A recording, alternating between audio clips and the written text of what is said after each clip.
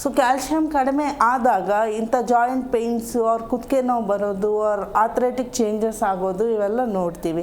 So ಯಾವ ಕಾರಣದಿಂದ, ಇಷ್ಟು ಕಾರಣ ಹೇಳಿದ್ದೀನಿ, ಇದರಿಂದ ಯಾವ ಕಾರಣದಿಂದ ಪೇಷಂಟಿಗೆ ಬರ್ತಾ ಇದೆ ಅದನ್ನು ಅನಲೈಸ್ ಮಾಡಿ ಆ್ಯಂಡ್ ಯಾವ ಸ್ಟೇಜಲ್ಲಿ ಪ್ರಾಬ್ಲಮ್ ಇದೆ, ಟ್ರೀಟಬಲ್ ಸ್ಟೇಜಲ್ಲಿ ಇದೆಯಾ, ಬರೀ ಮ್ಯಾನೇಜಬಲ್ ಸ್ಟೇಜಲ್ಲಿ ಇದೆಯಾ ಎಲ್ಲ ನೋಡಿಬಿಟ್ಟು ನಾವು ಔಷಧಿನ ಶುರು ಮಾಡ್ತೀವಿ. ಓಕೆ, ಸಂಧಿವಾತ ಯಾವ ವಯೋಮಾನದವರಲ್ಲಿ ಹೆಚ್ಚಾಗಿ ಕಂಡು ಬರುತ್ತೆ? ಜೊತೆಗೆ ನೀವು ಹೇಳ್ತಾ ಇದ್ರಿ ಮಹಿಳೆಯರಲ್ಲಿ ಹೆಚ್ಚಾಗಿ ಕಂಡು ಬರುತ್ತೆ ಈ ಸಮಸ್ಯೆ ಅಂತ, ಯಾಕೆ ಅನ್ನೋದಾದ್ರೆ? ಏಜ್ ಅಂತ ಹೇಳಿದಾಗ 40 to 45 ಇಯರ್ಸ್ ಆದಮೇಲೆ ತುಂಬ ಜಾಸ್ತಿಯಾಗಿ ನೋಡ್ತೀವಿ. ಓಕೆ ಡಾಕ್ಟರ್, ಮಾತನಾಡೋಣ. ಕಾಲರ್ ಒಬ್ರು ರೆಡಿ ಇದ್ದಾರೆ. ನಮಸ್ತೆ ಅಮ್ಮ, ಎಲ್ಲಿಂದ ಕರೆ ಮಾಡ್ತಿದ್ದೀರಾ? ಬಿಡದಿಯಿಂದ ಮೇಡಮ್, ನಾವು ರಾಜ ಅಂತ ಹೇಳಿ. ಓಕೆ, ಡಾಕ್ಟರ್ ಇದ್ದಾರೆ, ಮಾತನಾಡಿ. ಹಲೋ, ನಮಸ್ಕಾರ ಮೇಡಮ್. ನಮಸ್ಕಾರ ರೀ, ಹೇಳಿ.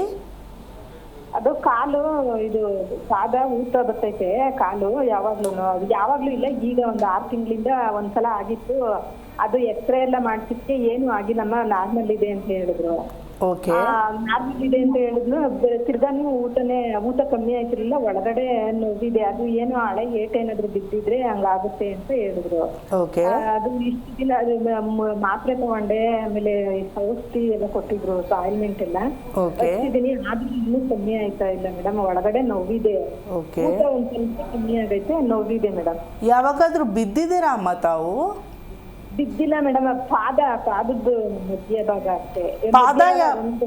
ಪಾದ ಯಾವಾಗಾದ್ರೂ ಟ್ವಿಸ್ಟ್ ಆಯ್ತಾ? ಅಂದ್ರೆ ಬಾತ್ರೂಮಲ್ಲಿ ಪಾದ ಟ್ವಿಸ್ಟ್ ಆಗಿರೋದಾಗ್ಲಿ ಅವ್ರ ಆಕ್ಸಿಡೆಂಟ್ ಆಗಿರೋದಾದ್ರೂ ಆಗ್ಲಿ ಆ ಥರ ಏನಾದ್ರೂ ಆಯ್ತಾ?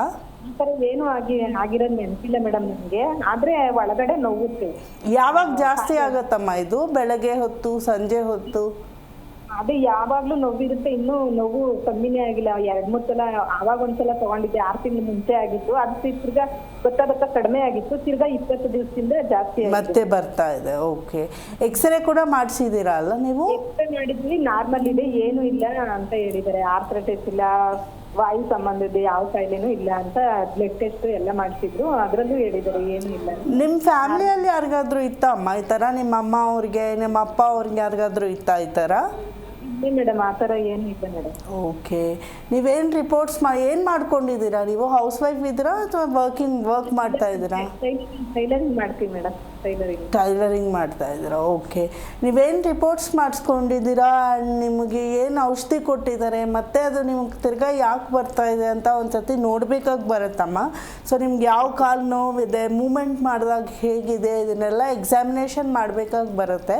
ಸೊ ನೀವೇನೇನು ರಿಪೋರ್ಟ್ಸ್ ಮಾಡಿಸ್ಕೊಂಡಿದ್ದೀರಾ ಎಲ್ಲ ತೊಗೊಂಡು ಕ್ಲಿನಿಕ್ಗೆ, ಹತ್ತಿರ ಇರೋ ಕ್ಲಿನಿಕ್ಗೆ ಬಂದರೆ ನಾವೆಲ್ಲ ಎಕ್ಸಾಮಿನೇಷನ್ ಮಾಡಿಬಿಟ್ಟು ಔಷಧಿನ ಶುರು ಮಾಡ್ತೀವಿ. ಸೊ ಔಷಧಿ ತೊಗೊಂಡ್ರೆ ನಿಮಗೆ ಸ್ಲೋ ಆಗಿ ಇಂಪ್ರೂವ್ಮೆಂಟ್ ಕಾಣಿಸುತ್ತೆ. ಓಕೆ, ಥ್ಯಾಂಕ್ ಯು ಕರೆ ಮಾಡಿದ್ದಕ್ಕಾಗಿ. ಜಿ ಕನ್ನಡ ನ್ಯೂಸ್ ಈಗ ನಿಮ್ಮ ಮನೆಯಲ್ಲೇ ನೋಡಿ, ಎಲ್ಲ ಕೇಬಲ್ಗಳಲ್ಲಿ ಈಗ ಲಭ್ಯ.